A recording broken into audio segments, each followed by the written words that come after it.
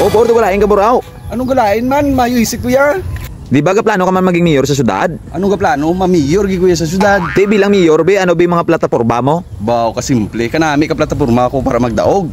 Ang una ko nga plataporma, ay nanutis ko sa syudad.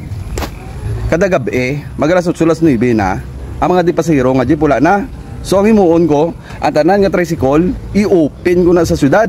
Pero sa insakto nga pamagi. Kinahanglan kompleto lisensya, ilaw RCR mayo, kag may legal nga papili sa syudad. Duwa ko nga plataporma sa syudad, nanutis ko mga motor taxi.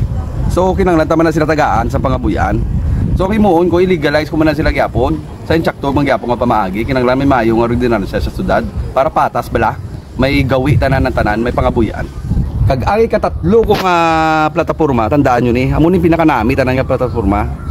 Tanan nga mga dalan, nga mga bato-batuhon, ilabi na vertical kabok magagi. Hindi ka mo magkabalaka kay ipa swimming pool tanan na.